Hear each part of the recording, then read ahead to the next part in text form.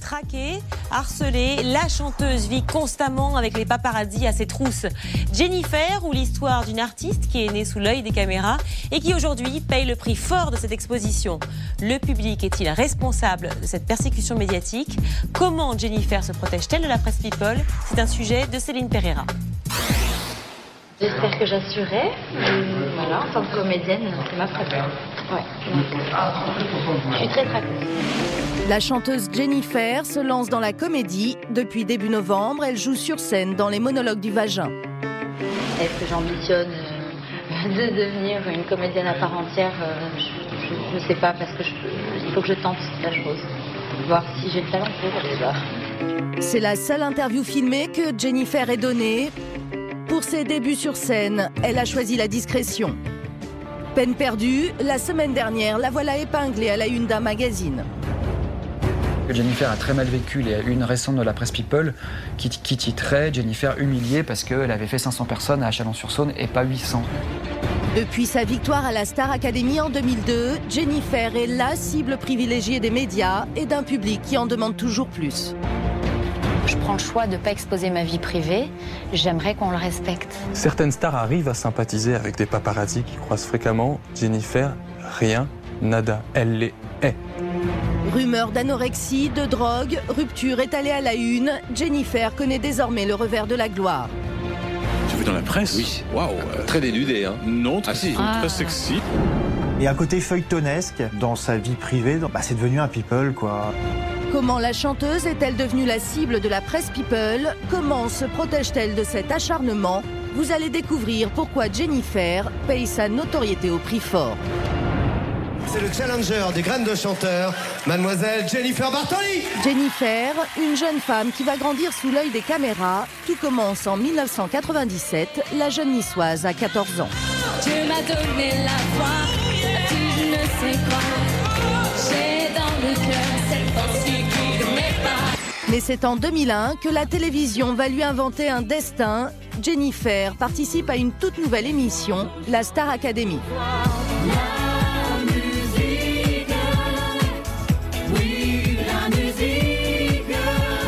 Il faut se souvenir du contexte. La première Star Academy, c'était un événement. Des millions de téléspectateurs suivent au quotidien les aventures de ces apprentis chanteurs. Très vite, Jennifer va sortir du lot. Ne cherche pas trop loin,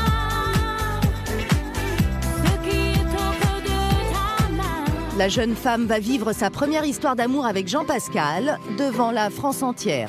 Jennifer, c'est la petite fiancée des Français. C'est-à-dire la fille de Français moyen qui réussit, qui arrive, qui a du talent et qui séduit les gens par son personnage naturel. Jeune femme nature, chanteuse prometteuse, Jennifer est plébiscitée par le public. Et ce soir, l'un de vous deux a été choisi par le public.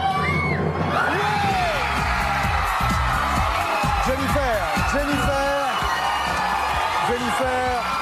Toutes les vedettes issues de la télé-réalité sont confrontées à un phénomène, à savoir que les téléspectateurs les ont eus sous les yeux pendant plusieurs semaines, plusieurs mois même. On les a vus se lever le matin, on les a vus prendre des cours, on les a vus se faire engueuler. Donc résultat, le public a le sentiment que c'est grâce au public qu'ils sont là. Donc la presse, les médias prennent moins de gants avec eux et se croient de temps en temps un peu tout permis. À partir de là, les caméras ne la lâcheront plus. Elle n'a alors que 19 ans et aucune expérience des médias. Jennifer a entamé une longue série d'interviews, 15 au total. Moi, je suis bien. Voilà, je vis mon rêve à fond. Moi, je prends vraiment conscience du bonheur que j'ai aujourd'hui. Pour nous, journalistes, c'est passionnant de voir comment elle gère. Évidemment, les Français l'adorent. Il y a une relation qui se crée et la presse s'intéresse à ça. C'est notre boulot. Je suis trop contente d'être ici. Là, on est dans le rêve.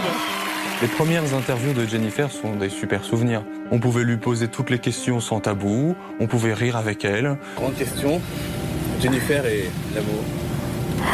J'attends l'amour. J'attends l'amour de mes rêves. L'amour. C'est beau, l'amour. Jennifer est quelqu'un qui à l'époque s'exprime beaucoup. On lui pose évidemment plein de questions sur sa vie privée. Elle n'a pas l'habitude de la presse, c'est pas Paul McCartney, Jennifer, donc elle répond naturellement. Mon côté privé, je le vois bien sûr avec un mari et quelques enfants. J'en veux minimum 5. Elle est naïve, elle ne sait pas se protéger, et donc ça crée ce lien d'affection entre les gens qui lisent tout sur elle. Ils ont l'impression de la connaître intimement. Je fais vite confiance à quelqu'un. Ça, je pense que c'est un énorme défaut. Mais la confiance et la naïveté des débuts ne vont pas durer. Il se passe une première chose durant l'été qui suit sa victoire. On la shoot en vacances. Elle n'est pas plus choquée que ça. Ça lui fait des photos de vacances, c'est ce qu'elle me dit en souriant. Et ensuite arrive cette histoire avec Maxime Nucci qui n'est pas officialisée tout de suite, donc qui est sujette à des rumeurs. Ça la fait déjà beaucoup moins sourire. Et Jennifer est loin d'imaginer l'intérêt qu'elle va bientôt susciter. En 2003, alors qu'elle est devenue une artiste accomplie et qu'elle se produit en duo avec Johnny Hallyday au Parc des Princes, la chanteuse est enceinte de 3 mois.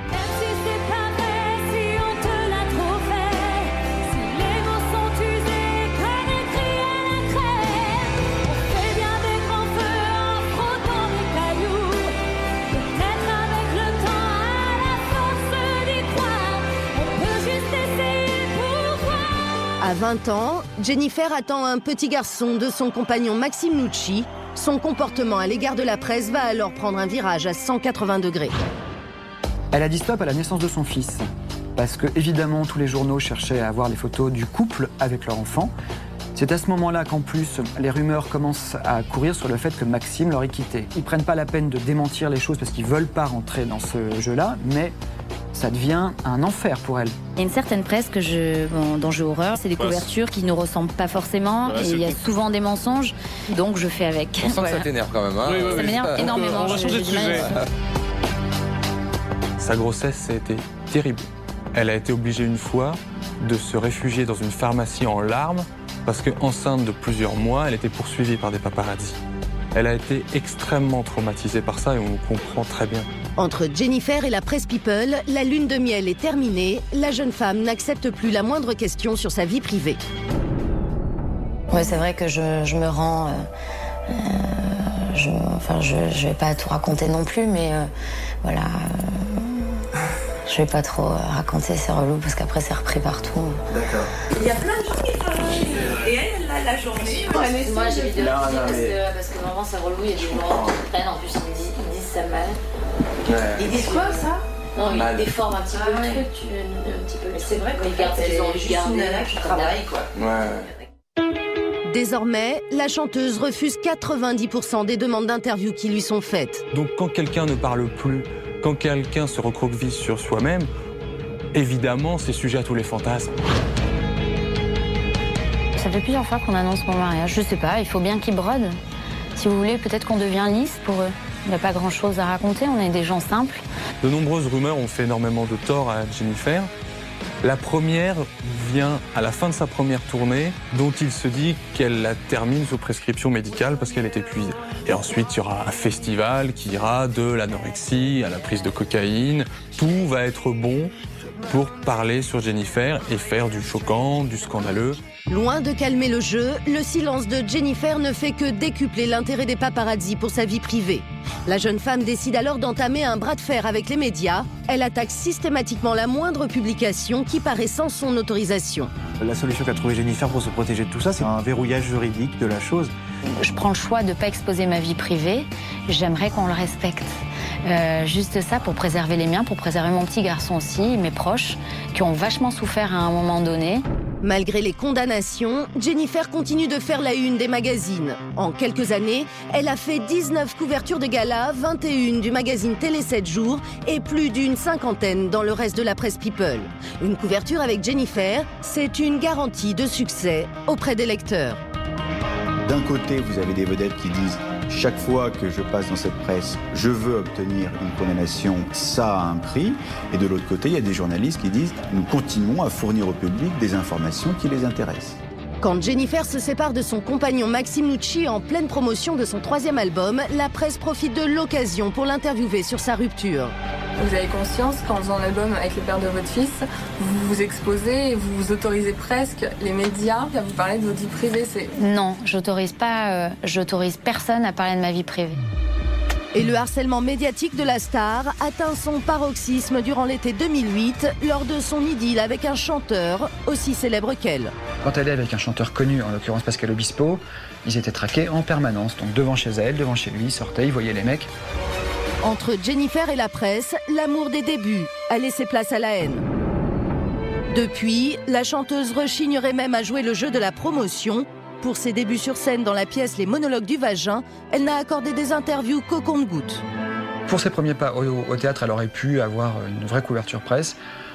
Elle ne le souhaitait pas. Si elle va parler théâtre, on va lui poser 3 questions sur sa pièce, et puis tout le reste, ça sera sur Pascal Obispo, sur son mec actuel. C'est compliqué. Elle a choisi la stratégie du silence, qui est la meilleure des choses qu'elle puisse faire en ce moment.